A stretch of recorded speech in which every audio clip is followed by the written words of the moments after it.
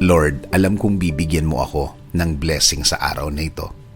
Panginoon, salamat sa bagong araw. Salamat sa bagong mga bagay na ibibigay mo sa akin. Salamat sa mga bagong oportunidad na ilalagay mo sa aking araw ngayon. I know this day will be better than yesterday. I declare blessings today.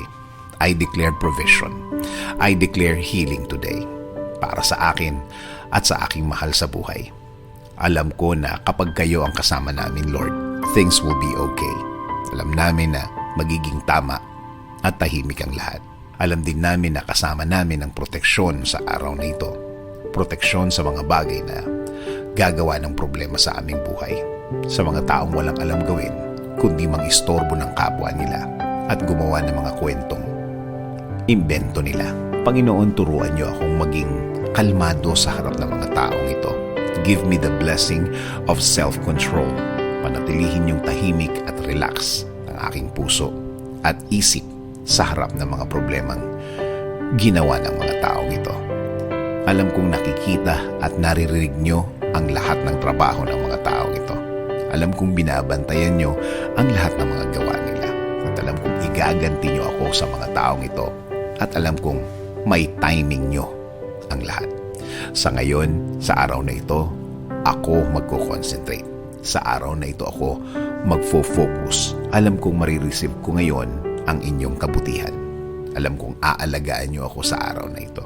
At alam kong mararamdaman ko ulit ang inyong blessings ngayon. Kahit na maging mahirap ang araw na ito, sa magandang plano mo ako titingin. Sa magandang pangyayari na mangyayari ngayon, ako mag-aantay at alam kong matutuloy ang lahat.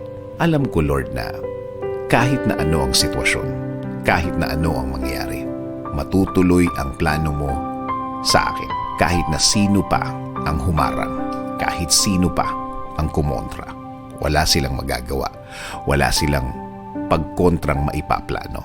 Kaya, Lord, please continue leading my life. Ikaw na po ang magbigay ng direksyon sa aking buhay.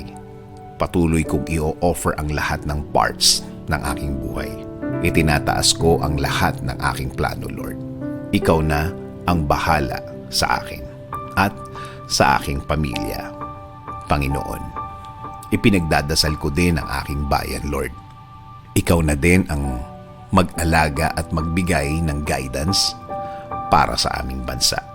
Ikaw na din ang magbigay ng wisdom para sa lahat ng aming leader sa bansa, para sila makapaglingkod ng tama sa lahat ng Pilipino. In Jesus' name we pray.